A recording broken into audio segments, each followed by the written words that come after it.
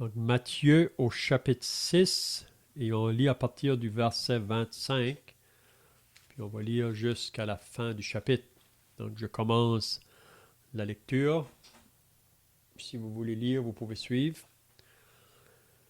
C'est Jésus qui dit, « C'est pourquoi je vous dis, ne vous inquiétez pas pour votre vie de ce que vous mangerez, ni pour votre corps de quoi vous serez vêtus.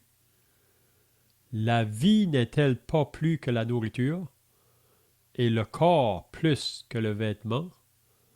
Regardez les oiseaux du ciel, ils ne sèment ni ne moissonnent, et ils n'amassent rien dans des greniers, et votre Père céleste les nourrit. Ne valez-vous pas beaucoup plus qu'eux? Qui de vous, par ses inquiétudes, peut ajouter une coudée à la durée de sa vie?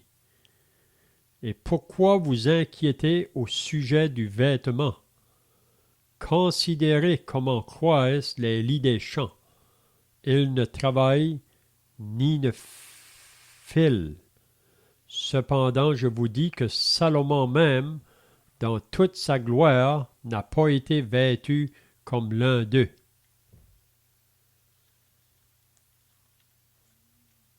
Si Dieu revêt ainsi l'herbe des champs, qui existe aujourd'hui et qui demain sera ajoutée au feu, ne vous vêtira-t-il pas à plus forte raison, gens de peu de foi?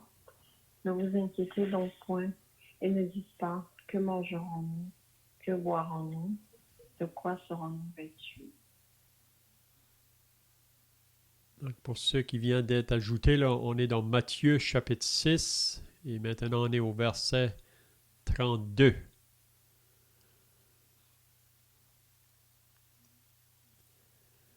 Car toutes ces choses, ce sont les païens qui les recherchent. Votre Père céleste sait que vous en avez besoin. Cherchez premièrement le royaume et la justice de Dieu, et toutes ces choses vous seront données par-dessus. Ne vous inquiétez donc pas du lendemain, car le lendemain aura soin de lui-même. À chaque jour suffit sa peine. Amen. Donc c'est bien. Si vous étiez là la semaine passée, on avait regardé à partir du verset 22 là, du chapitre 6 de Matthieu, concernant que l'œil est la lampe du corps. Donc on avait dit la semaine passée que les choses qu'on regarde, c'est ça qui va affecter tout notre être. Donc si on se nourrit avec des choses mauvaises, donc tout notre corps sera dans les ténèbres. Mais si on se nourrit avec les choses qui est associées avec la volonté de Dieu, avec la lumière, donc tout notre corps sera éclairé. Donc c'est très important donc les choses que nous regardons. Puis on sait que nous vivons dans un monde qui est tout au contraire de Dieu. Puis la raison, c'est parce que ce monde ici est sous la puissance des ténèbres, sous la puissance du malin. Donc l'homme qui n'est pas régénéré, qui n'est pas né de nouveau, vraiment, il utilise ses yeux pour nourrir sa nature charnelle, une nature qui est contraire à Dieu. Donc c'est seulement ceux qui sont nés de nouveau qui avons maintenant des yeux pour voir les choses qui concernent le spirituel, parce que Paul dit dans l'Épître aux Corinthiens que l'homme naturel ne peut pas comprendre les choses de l'Esprit de Dieu. Mais c'est seulement l'homme spirituel qui peut comprendre. Mais on avait dit aussi la semaine passée que si moi, comme chrétien, je laisse la nature charnelle qui est toujours en moi prendre le dessus, donc il y a encore là le danger que je regarde des choses qui sont contraires à la parole de Dieu. Donc ça ne sera pas un bienfait pour moi. Donc c'est pour ça que c'est bon que les choses qu'on se nourrit avec, qu'on regarde, ou même les choses qu'on entend, même Paul nous dit ça dans l'Épître aux Philippiens, là, qu'on devrait nourrir nos pensées avec les choses qui sont pures, qui sont vraies, qui sont dignes de louange, qui sont vertueux, et les choses qui vont nous nourrir, qui vont nous pousser davantage à une vie de sainteté. Donc c'est ça qu'on avait vu la semaine passée, puis aussi qu'on ne peut pas servir deux maîtres. Okay? Donc c'est soit qu'on sert Christ ou qu'on sert ce monde. On ne peut pas servir les deux en même temps. Donc pour moi, pour servir Christ comme chrétien, c'est très important là, de maintenir ma communion avec Dieu jour après jour. On dit qu'une vie de communion avec Dieu, c'est une vie de confession. De confession. Parce que, comme on lit dans l'Épître aux Hébreux, il dit « rejetant tout fardeau et le péché qui nous enveloppe si facilement et courant dans la carrière qui nous est ouverte en ayant les regards sur Jésus, le chef et le consommateur de la foi. » Donc, c'est où on regarde, c'est très important. Hein? OK, donc ce soir, je pense qu'on avait touché peut-être un peu la semaine passée, je ne suis pas certain, là, mais le Seigneur va nous parler maintenant sur le sujet de l'inquiétude. Puis ce soir, j'aimerais d'aller dans plusieurs passages que nous trouvons dans l'Ancien Testament, puis aussi dans le Nouveau Testament, qui nous parlent à propos de l'inquiétude. Puis si je vous demandais quel est le contraire de l'inquiétude, qu'est-ce que c'est qui est le contraire? Est-ce que quelqu'un a des pensées? Avoir de la foi. Oui, on pourrait dire ça. Donc, vous savez que le mot inquiétude se divise en deux parties, si on peut dire. Là. Il y a la quiétude. Si on parle de quelqu'un qui est quiétude, c'est quelqu'un qui est tranquille, qui se repose, qui a confiance. Hein? Donc, le contraire de la quiétude, c'est l'inquiétude.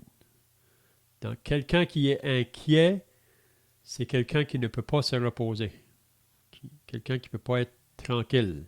Hein? Qui est toujours en train d'être inquiet pour ci, inquiet pour ça. Vous savez que Jésus, dans la parabole du semeur, le troisième terrain, là où la semence tombe, sur un terrain qui est épineux, puis il nous dit que les épines, qu'est-ce que ça représente, les épines, dans la parabole du semeur? Est-ce que vous vous rappelez, qu'est-ce que ça représente?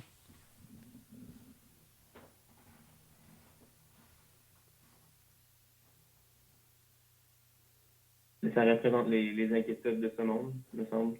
Mm-hmm. C'est ça qu'il nous dit en premier. Il dit, c'est les soucis, les richesses, les plaisirs de la vie. Donc, ça, c'est des choses qui arrêtent les personnes que la parole ne peut pas faire son effet dans leur vie parce que ces choses-là prennent le dessus, comme les épines qui étouffent la bonne semence, vous comprenez? Donc,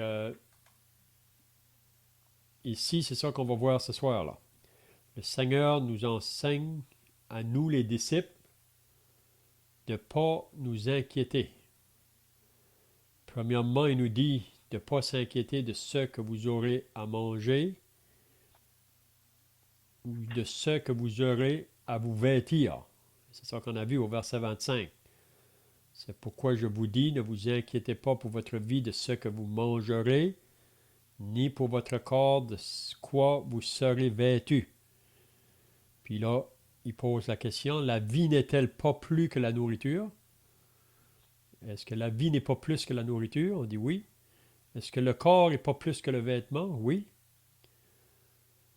Puis là, il va donner une illustration. Regardez les oiseaux du ciel. Donc, si on regarde les oiseaux, est-ce que les oiseaux s'inquiètent? Donc, les oiseaux n'ont pas d'inquiétude. Même, il y a beaucoup de personnes aujourd'hui qui nourrissent les oiseaux. Donc c'est Dieu qui permet, même des gens qui nourrissent, mais tous les animaux de la terre appartiennent à Dieu. Puis c'est lui qui prend soin des autres. Et même on lit ça dans le psaume 103. Quand que le lion crie à Dieu, Dieu pourvoit à sa nourriture. Donc tous les animaux. Donc regardez les oiseaux du ciel, ils ne sèment ni ne moissonnent, ils n'amassent rien dans des greniers, et votre Père céleste les nourrit. Donc Jésus dit, votre Père, en parlant à ses disciples, parce que c'est vraiment seulement ceux qui sont des vrais disciples du Seigneur Jésus qui peuvent appeler Dieu leur Père. Donc votre Père nourrit les oiseaux. Ne valez-vous pas plus qu'eux? Est-ce que nous, les disciples, on ne vaut pas plus que les oiseaux? Puis là, il pose la question de nouveau. Qui de vous, par ses inquiétudes, peut ajouter une coudée à la durée de sa vie? Donc, est-ce que si on s'inquiète, qu'on va allonger notre vie? Qu'est-ce que vous pensez? Je pense pas. Même que, pas pour empirer la situation pour ceux qui sont peut-être anxieux, mais d'après ce qu'on m'a dit, l'anxiété pourrait même raccourcir la vie de stress. C'est pas bon pour l'être humain. Mhm. C'est ça, Jésus le dit. Qui de vous, par ses inquiétudes, peut ajouter? Donc, l'inquiétude ne va pas allonger la vie ou la durée de la vie. Puis encore, il pose la question, et pourquoi vous inquiétez? Donc, on va voir ça dans plusieurs passages ce soir. Vraiment s'inquiéter, puis c'est comme j'ai dit tout à l'heure, ici, il parle à ses disciples, il parle à ceux qui sont croyants en Dieu. On sait que dans le monde, la raison est claire que les gens sont toujours en train de s'inquiéter, en train de se soucier de toutes sortes de choses. Puis on sait qu'en arrière de ça, c'est vraiment l'ennemi qui veut tellement occuper les gens avec les choses de ce monde pour pas qu'ils pensent aux choses du ciel. Mais et pourquoi vous inquiétez au sujet du vêtement? Puis là, il donne encore un exemple. Considérez comment croissent les lits des champs. Ils ne travaillent ni ne filent.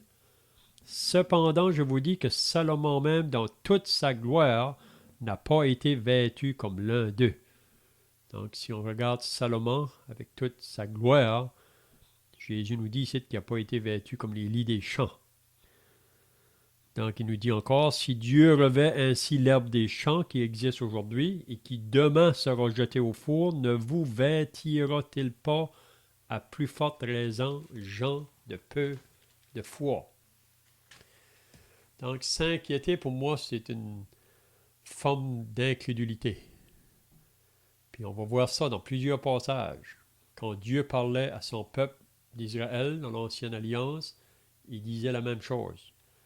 Donc, si on va s'inquiéter, c'est une forme d'incrédulité, où on doute vraiment ce que Dieu nous dit, ou ce que Dieu nous promet. Vous comprenez?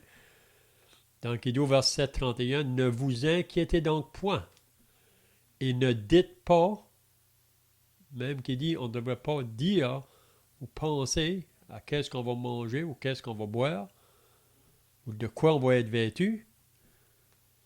Si on regarde le peuple d'Israël dans le désert, vous savez, dans un désert, c'est pas vraiment une place à vivre. Puis même le roi Pharaon en Égypte, c'est ça qu'il disait à Moïse, que tu ne peux pas amener ce monde-là dans le désert. Ils vont mourir dans le désert. Mais quand Dieu est avec nous, Dieu va pourvoir. Donc, dans le désert, qu'est-ce que Dieu a pourvu pour les enfants d'Israël? Il a pourvu la manne, une nourriture à chaque jour, puis il pourvoyait l'eau, pourvoyait le nécessaire, qui est important à l'homme pour vivre, puis il a pourvu le vêtement. Ça dit même pendant les 40 ans dans le désert, le vêtement s'est même pas usé sur eux autres. Donc c'est le même Dieu qu'on a aujourd'hui. Donc, car toutes ces choses, qu'est-ce qu'il dit? Ce sont les païens qui les recherchent. Ça veut dire ceux qui sont toujours en train de s'inquiéter pour ces choses-là, ce sont les inconvertis, c'est ça qu'il nous dit. C'est ceux qui ne connaissent pas Dieu, ceux qui ne sont pas en Christ. Car toutes ces choses, ce sont les païens qui les recherchent. Votre Père céleste sait que vous en avez besoin. Donc Dieu sait. Je me rappelle au début que j'étais sauvé. Vous savez, on connaissait beaucoup de persécutions. Même là où on était au travail, même de la part de nos familles. Puis même on nous disait que si vous continuez à vouloir vivre cette vie-là, là, vous allez perdre. Tu vas perdre ton travail, tu vas perdre ci, tu vas perdre ça. Mais ça, c'est le diable qui essayait de nous faire peur. Le diable essaye de nous faire peur pour pas qu'on croie la parole de Dieu. Mais moi, je peux vous dire par expérience qu'en obéissant à la parole de Dieu, on n'a jamais manqué de rien. Vous savez, le psaume 23 nous le dit. L'Éternel est mon berger, je ne manquerai de rien. Hein? C'est pas qu'on va être... Il peut nous bénir avec des richesses, mais c'est pas ça. Il va être avec nous pour nos besoins. Donc, il dit ensuite, cherchez premièrement le royaume et la justice de Dieu. Donc, c'est ça qu'on devrait être préoccupé avec. Pas être préoccupé avec quoi est-ce qu'on va manger, avec quoi est-ce qu'on va se vêtir. Hein? Soyez préoccupés de mettre le Seigneur Jésus prioritaire dans votre vie. Puis si le Seigneur Jésus est priorité, vous n'avez pas à s'inquiéter des autres choses. Toutes les autres choses vont vous être données par-dessus. C'est ce qu'il nous dit ici. Donc, ne vous inquiétez donc pas du lendemain, car le lendemain aura soin de lui-même. Donc, la vie chrétienne, vraiment, c'est aujourd'hui. La journée d'hier est passée.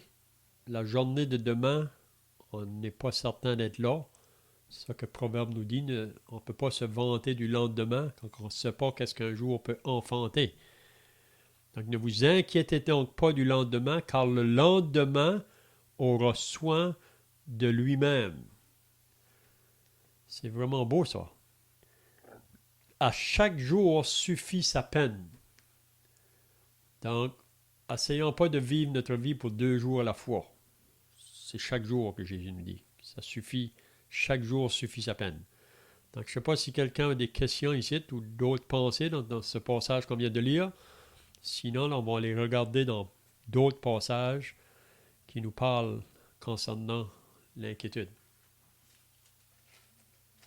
J'ai une question au verset 31 quand il dit ne vous inquiétez donc point et ne dites pas que mangerons-nous, que boirons-nous, de quoi serons-nous vêtus. Quand il dit de ne pas dire ces choses-là, ce qui veut dire de ne pas les dire en doucant, parce que dans l'exemple de la prière, le Seigneur nous implore à prier « Donne-nous aujourd'hui notre pain ». Alors, je demandais, parce qu'initialement, quand j'avais lu ce verset 31, là, j'avais comme l'idée qu'on n'avait même pas besoin de prier pour ces choses-là, vu que Dieu connaissait ce besoin. Mais, encore une fois, dans la prière du Seigneur, il nous dit de prier pour ça. Donc, si tu peux éclairer un peu. Oui, je pense que c'est comme tu viens de dire, c'est l'idée que ne vous inquiétez donc point, c'est toujours le point de ne pas s'inquiéter de ces choses-là. Hein? Mais comme tu dis, le Seigneur nous enseigne dans la prière, donne-nous aujourd'hui notre pain quotidien. Donc, on a la promesse qu'on n'a pas à s'inquiéter de ces choses-là, il va nous le donner. Mais le Seigneur prend plaisir qu'on fasse connaître nos besoins. Hein? Ça nous... Qu'est-ce que ça veut dire vraiment qu'on est dépendant de Dieu? Hein? On vit dans un monde aujourd'hui qui est indépendant, ils veulent vivre leur vie indépendante. Mais Dieu prend plaisir, il sait tout d'avance qu'est-ce qu'on a besoin. Mais Paul nous dit dans Philippiens, on regarde ça plus tard, mais il nous dit ne vous inquiétez de rien, mais en toute chose, faites connaître vos besoins à Dieu. Donc en toute chose, il nous dit de ne pas s'inquiéter, mais il faut quand même faire connaître à Dieu. Hein? Je ne sais pas si ça aide, Brendan. Ouais, ça l'aide, ça je me disais aussi. Là. Mm-hmm. Si vous voulez, on va tourner dans le livre des Proverbes. On va lire maintenant vraiment qu'est-ce que l'inquiétude peut faire dans la vie de celui qui va s'inquiéter. Mais comme j'ai dit au début, vous savez qu'on a toujours la nature charnelle, même nous qui appartiennent au Seigneur. Puis la seule manière qu'on va être capable de mettre ces vérités-là en pratique dans nos vies, là, c'est en maintenant notre communion avec Dieu. Puis en laissant le Seigneur vivre sa vie en nous par le Saint-Esprit. Et comme l'apôtre Paul dit, j'ai été crucifié avec Christ, et si je vis, ce n'est plus moi qui vis. C'est plus le moi qui vit. C'est Christ qui vit en moi. Si je vis dans la chair, on vit toujours dans un corps sur la terre. Si je vis dans la chair, je vis dans la foi au Fils de Dieu qui m'a aimé et qui s'est livré lui-même pour moi. Donc la vie chrétienne, vraiment, c'est une vie par la foi. On est sauvé par la foi, on est appelé à vivre par la foi. Donc on va aller dans Proverbe au chapitre 12, puis là on a un verset qui nous parle de l'inquiétude. Si quelqu'un veut lire le verset 25, Proverbe 12 et le verset 25. L'inquiétude dans le cœur de l'homme l'abat, mais une bonne parole le réjouit. Donc qu'est-ce que Salomon veut nous dire ici? Quand il dit que l'inquiétude dans le cœur de l'homme l'abat, mais une bonne parole le réjouit. Donc, on voit clairement qu'est-ce qu'il veut nous dire. Comme je disais tout à l'heure, la quiétude, c'est l'homme qui est tranquille, qui est confiant, qui se repose dans les promesses de Dieu, vraiment. Mais l'inquiétude, c'est le contraire. Donc, l'inquiétude qui est dans le cœur de l'homme qui est toujours en train de s'inquiéter, ça va l'abattre, ça va l'amener à terre, vraiment. Mais une bonne parole le réjouit. Donc, je voudrais ce soir que la parole qu'on apporte, ça va apporter de la réjouissance dans nos cœurs. Et ça va nous donner confiance davantage à notre Dieu dans notre vie de chaque jour. Donc, je ne sais pas si vous avez d'autres pensées là.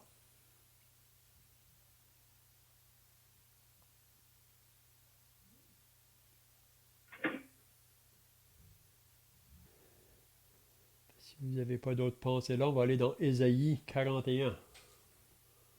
Ésaïe 41.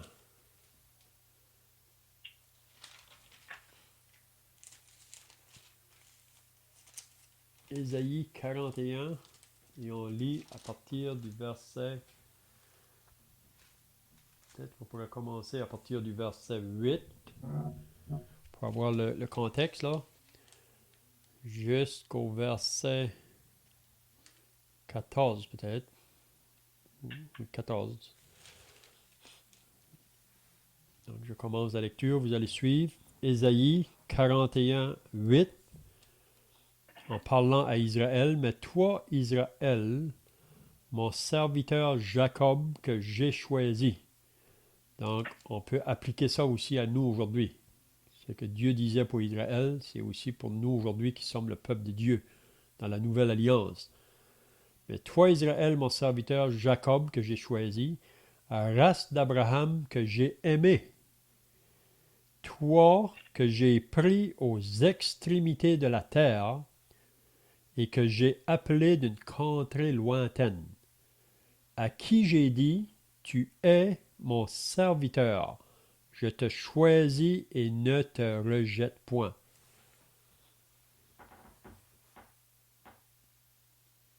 Ne crains rien, car je suis avec toi. Ne promène pas de regard inquiet, car je suis ton Dieu. Je te fortifie. Je viens à ton secours. Je te soutiens de ma droite triomphante. Voici. Ils seront confondus, ils seront couverts de honte, tous ceux qui sont irrités contre toi. Ils seront réduits à rien et périront, ceux qui disputent contre toi. Tu les rechercheras et ne les trouveras plus. Ceux qui te suscitaient querelle, ils seront réduits à rien, réduits au néant. Ceux qui te faisaient la guerre. Car je suis l'Éternel, ton Dieu, qui fortifie ta droite, qui te dit, ne crains rien, je viens à ton secours. Ne crains rien, vermisseau de Jacob, faible reste d'Israël. Je viens à ton secours, dit l'Éternel, et le Saint d'Israël est ton sauveur. Amen. Amen. Donc ici, c'est vraiment des paroles très enrichissantes, si on peut dire, ou exhortantes. Ici, c'est Ésaïe qui parle à Israël de la part de Dieu. Puis, comme je viens de dire, on peut appliquer ça aussi à nous aujourd'hui, qui sommes associés au peuple de Dieu présentement sur la terre. Puis, il nous fait comprendre, tu es mon serviteur, je te choisis et ne te rejette point. Ne crains rien. Et il nous dit bien, ne crains rien. Parce qu'il y a une chose que le diable veut faire, même avec le peuple de l'Ancien Testament comme dans le Nouveau Testament, c'est de nous faire peur. Et puis s'il nous fait peur, il nous arrête vraiment. Vous savez, quand on est épeuré ou paniqué, on ne peut pas bouger. Donc, ne crains rien, car je suis avec toi. C'est la raison qu'on ne devrait pas craindre, parce que Dieu est avec nous. Ne promène pas tes regards inquiets, car je suis ton Dieu. Je te fortifie, je viens à ton secours, je te soutiens de ma droite triomphante. Puis ensuite, il leur dit vraiment qu'est-ce qui va arriver avec ceux qui sont les adversaires, si on peut dire, d'Israël, ou les ennemis. Parce que vous savez, souvent le diable utilise les ennemis, ou ceux qui sont inconvertis là, pour essayer d'arrêter les enfants de Dieu d'avancer, ou essayer de nous faire peur, mais on sait que c'est le diable en arrière. Voici, ils seront confondus, ils seront couverts de honte. Tous ceux qui sont irrités contre toi. Donc, c'est les nations autour qui étaient irritées contre Israël. Ils seront réduits à rien, ils périront ceux qui disputent contre toi. On rencontre ça encore aujourd'hui. N'importe où ce que vous allez aller, si vous voulez vivre une vie en obéissance à la parole de Dieu, une vie de confiance en notre Dieu, vous allez rencontrer l'opposition de ceux qui vous entourent. Ça peut être au travail, n'importe où. Il dit, tu les chercheras et ne les trouveras plus. Ceux qui te suscitaient querelle, ils seront réduits à rien, réduits au néant. Ceux qui te faisaient la guerre. On lit dans le livre de Jérémie, ils te feront la guerre, mais ils ne te vaincront pas. Oui? Car je suis l'Éternel ton Dieu qui fortifie ta droite, qui te dit, ne crains rien. Il répète toujours ça. Je viens à ton secours, ne crains rien, vermisseau de Jacob.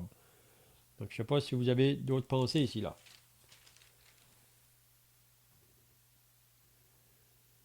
Donc, s'il n'y a pas d'autres pensées, on va aller dans Ésaïe 54. Il y a beaucoup d'autres passages qu'on pourrait regarder, mais on va aller sur quelques-uns. Ésaïe 54. Si quelqu'un voudrait lire à partir du verset 14, ou même peut-être le verset 13, jusqu'à la fin du chapitre. Ésaïe 54, 13 à la fin.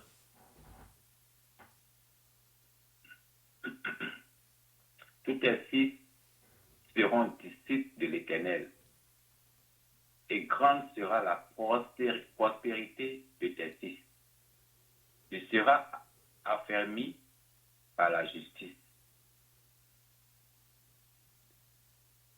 Bannis l'inquiétude, car tu n'as rien à craindre, et la frayeur, car elle n'approchera pas de toi. Si l'on forme des complots, cela ne viendra pas de toi. Quiconque se liguera contre toi tombera sous ton pouvoir. voici, j'ai créé l'ouvrier qui souffle le charbon au feu et qui fabrique une arme par son travail. Mais j'ai créé aussi le destructeur pour la briser. Toute arme forgée contre toi sera sans effet, et toute langue qui s'élèvera en justice contre toi, tu la condamneras. Tel est l'héritage des serviteurs de l'Éternel. Tel est le salut qui leur viendra de moi, dit l'Éternel. Amen. Amen. Donc ici, c'est des paroles très exhortantes. Quand il nous dit que tu seras affermi par la justice, bannis l'inquiétude ou chasse l'inquiétude. Rejette l'inquiétude quand tu n'as rien à craindre et la frayeur quand elle n'approchera pas de toi. Puis là, c'est encore la même chose. Ce sont ceux qui font des complots là, pour soit nous faire du mal ou essayer de nous détourner de Dieu. Vous savez que le plus grand ennemi du croyant, ça commence vraiment par le lien familial. Vous savez ça. Jésus a dit ça dans Matthieu au chapitre 10. Il dit, je ne suis pas venu apporter la paix sur la terre, mais la division. Le père contre le fils, la mère contre la fille, la belle-mère contre la belle-fille. On aura pour ennemis les gens de notre propre maison. Hein? Mais celui qui aimera son père ou sa mère plus que moi n'est pas digne de moi. Celui qui aimera son fils ou sa fille plus que moi n'est pas digne de moi. Donc c'est bien de comprendre, c'est pas qu'il nous dit de ne pas aimer nos parents ou pas aimer nos enfants, mais le Seigneur doit avoir toujours la première place. Donc, si l'on forme des complots, cela ne viendra pas de moi. Quiconque se liguera contre toi tombera sous ton pouvoir. Vous savez qu'est-ce que Dieu avait dit à Abraham? Je bénirai ceux qui te béniront et je maudirai ceux qui te maudiront. Donc, on ne peut pas faire mal à un enfant de Dieu sans que Dieu intervienne là. Donc ici, c'est vraiment des paroles très encourageantes. Donc, je ne sais pas si vous avez d'autres pensées ici. Peut-être il faut mettre quelque chose de clair au travers de ça là. Vous savez que tous les hommes de Dieu ou les serviteurs de Dieu, soit hommes ou femmes, on a tous connu des temps de crainte. On a l'exemple de l'apôtre Paul, quand il est arrivé dans la ville de Corinthe. On lit dans 1 Corinthiens 2 qu'il est arrivé là dans un grand tremblement, dans la faiblesse et dans la crainte. Puis on pourrait dire la chose normale vraiment. Vous savez, si vous placez une brebis au milieu des loups, c'est juste la chose normale que la brebis une crainte ou une peur. Mais Paul ne s'est pas laissé arrêter dans cette chose-là. Il a continué. Puis il y avait juste une seule chose dans ses pensées, Jésus-Christ et Jésus-Christ crucifié. Puis à Corinthe, beaucoup d'âmes ont été sauvées par la prédication de l'apôtre Paul. Mais vous vous rappelez que Dieu avait parlé à Paul dans la nuit, là, de ne pas craindre, de prêcher, parce qu'il y avait l'opposition qui se présentait toujours. Donc, on va trouver notre force dans le Seigneur pour pouvoir faire ces choses-là. Ce n'est pas en nous-mêmes la force, c'est dans le Seigneur.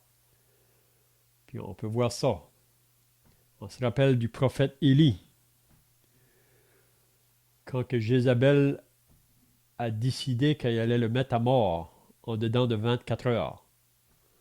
Puis vous vous rappelez qu'est-ce qu'Élie a fait? Élie a fui. Mais je ne pense pas qu'Élie a fait la bonne chose. Mais on peut voir qu'Élie, il s'est laissé effrayer, si on peut dire.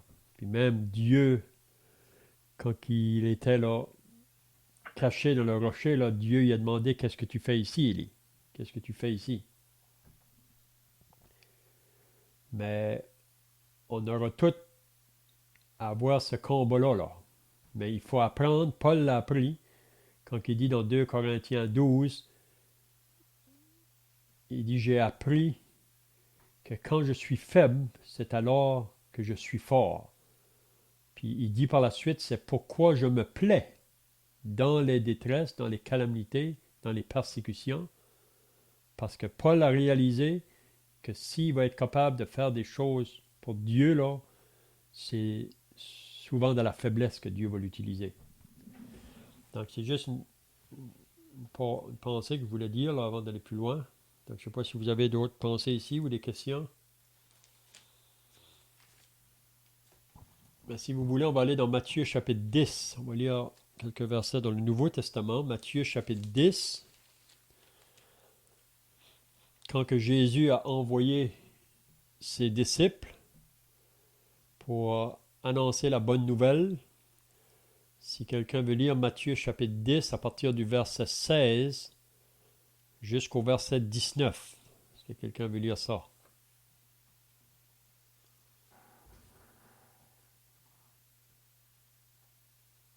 Voici, je vous envoie comme des brebis au milieu des loups.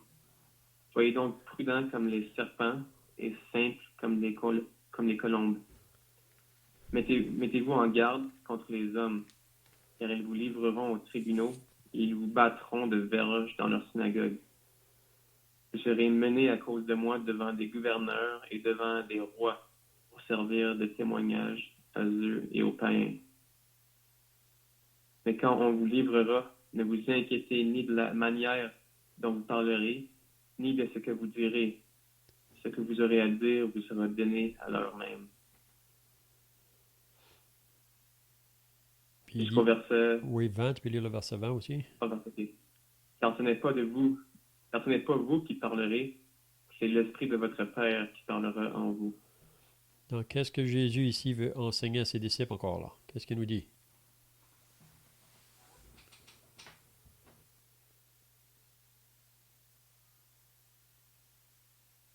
Mais vraiment, de ce qu'on a parlé, en fait, de ne pas s'inquiéter, parce que vraiment, c'est l'Esprit qui va leur donner des mots, si je peux dire, un peu comme l'Éternel avait dit à Moïse, qu'il serait avec sa bouche. Donc, les disciples ici, ils n'allaient pas à s'inquiéter de ce qu'elle allait dire devant les tribunaux, même qu'ils devraient réaliser non seulement de ce qu'elle allait dire, mais de ce qui allait leur arriver, parce que si le Seigneur allait être avec leur bouche ici, certainement il allait être avec eux, et puis peu importe ce qui leur arriverait, ils devraient être soulagés de savoir que le Seigneur est avec eux à travers toutes les circonstances. Mm-hmm. Donc, on pourrait dire ici, c'est quand que ça vient le temps de parler à d'autres de notre Sauveur ou parler à d'autres de l'Évangile. Là. Et probablement, ça vous a déjà arrivé que vous avez eu à cœur d'aller parler à quelqu'un, soit un compagnon de travail ou soit quelqu'un dans la famille. Mais avant de partir, il y a beaucoup de choses qui peuvent nuire à notre pensée. Et qu'est-ce qu'ils vont dire? Et comment est-ce que je vais leur parler? Mais si le Seigneur vous met à cœur d'aller vers quelqu'un, vous n'avez pas à vous inquiéter.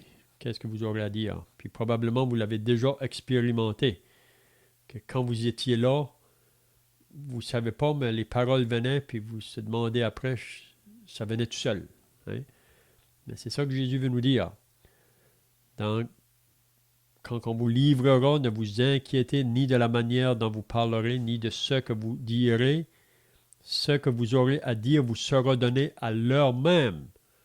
Donc, ça ne sera pas avant ou après, mais dans le moment que vous êtes en train de parler avec les personnes ou de défendre votre foi, le Saint-Esprit va vous donner les paroles. Car ce n'est pas vous qui parlerez, c'est l'Esprit de votre Père qui parlera en vous.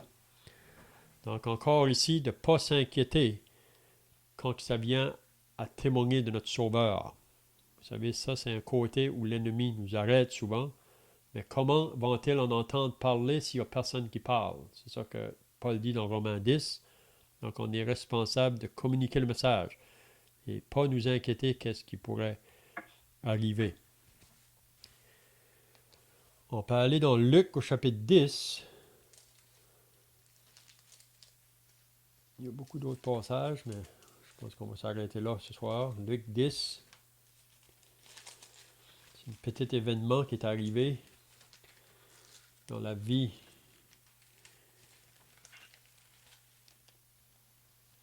de deux sœurs, si on peut dire, quand que Jésus était chez eux.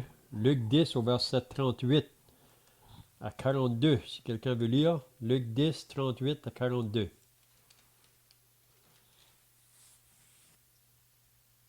Celui qui ne prend pas sa croix, Dans Luc et 10. Luc 10.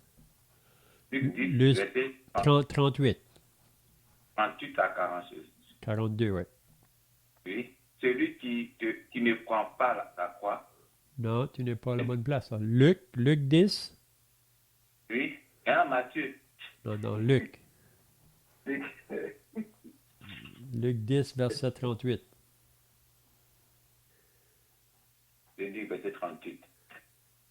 Comme Jésus était en chemin avec ses disciples, il entra dans un village et une femme nommée Marthe le reçut dans sa maison. Et elle avait une sœur nommée Marie qui, s'étant assise aux pieds du Seigneur, écoutait sa parole. Marthe, occupée à divers soins domestiques, survint et dit, Seigneur, cela ne te fait-il rien que ma sœur me laisse seule pour servir? Dis-lui donc de m'aider. Le Seigneur lui répondit, Marthe, Marthe, tu t'inquiètes et tu t'agites pour beaucoup de choses. Une seule chose est nécessaire. Marie a choisi la bonne part qui ne lui sera point ôtée. Amen. Amen. Donc, qu'est-ce qu'on apprend ici? Qu'est-ce que Jésus veut nous enseigner ici? Est-ce que vous avez des pensées? C'est la puissance, l'importance de la parole. Mm-hmm. Donc, on voit que Marie, c'est pas que Marthe faisait pas bien, hein? C'est bien d'être occupé aussi à nos besoins, à nos responsabilités de chaque jour, mais il ne faut pas que ces choses-là prennent tellement de place qu'on néglige le côté de la parole de Dieu. Puis ici, on voit que Marie, c'est pas tous les jours que Jésus vient chez elle. Donc, elle va prendre l'opportunité de s'asseoir à ses pieds pour l'entendre. Ça ne nous dit pas qu'est-ce que Jésus enseignait, mais elle était assise là pour écouter la parole du Seigneur. Puis vous savez, il n'y a pas la plus belle place à être. Et c'est un peu comme le psaume 1er. Heureux celui qui met son plaisir dans la loi de l'Éternel et qui la médite jour et nuit. Il est comme un arbre planté près d'un courant d'eau et dans le feuillage ne se flétrit point. Donc, Marthe, elle, quand elle regarde Marie, c'est comme si que Marie, là, devrait venir l'aider, là. Marie, c'est une perte de temps, Marie. Puis vous savez, aujourd'hui, on peut être critiqué. Si on passe trop de temps dans la parole, les gens peuvent nous dire, vous perdez votre temps. Même, j'ai souvent eu ces paroles-là quand j'allais visiter parmi les gens. Ils nous disent, vous perdez votre temps. Hein? Parce que travailler pour les choses du Seigneur, pour le monde, c'est une perte de temps.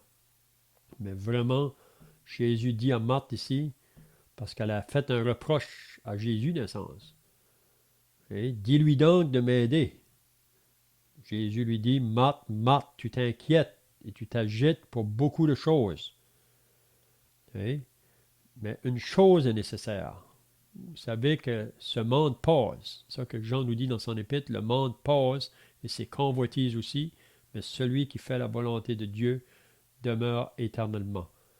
Donc une seule chose est nécessaire, Marie a choisi la bonne part qui ne lui sera pas ôtée.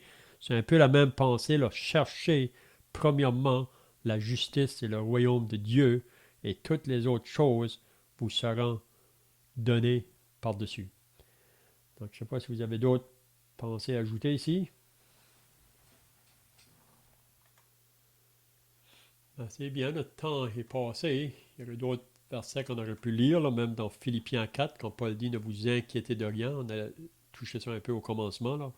Mais en toute chose, faites connaître vos besoins à Dieu par des prières. Donc, on va terminer par la prière, puis ensuite, on peut chanter un cantique pour terminer, si vous voulez. Donc, on va terminer par la prière. Pour ce temps qu'on a pu dédier à l'étude de ta parole. Comme on a entendu, ce n'est pas une perte de temps de passer du temps ensemble dans les Saintes Écritures. On sait que nous en avions besoin chaque jour. On a besoin de nourrir nos âmes. Puis on te prie que vraiment on passe, si je peux dire, autant de temps à nourrir nos âmes, de nourrir nos corps, nos lieux, nos sujets, de l'inquiétude.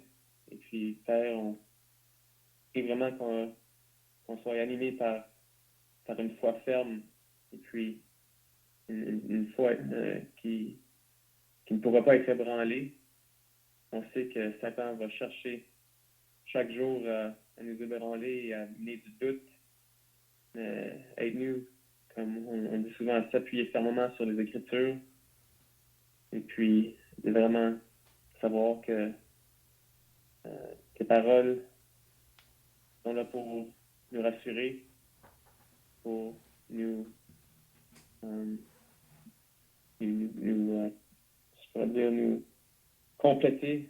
Et puis, je te demande également de l'aide pour certainement vivre une vie de foi. On sait que c'est impossible de te plaire sans la foi.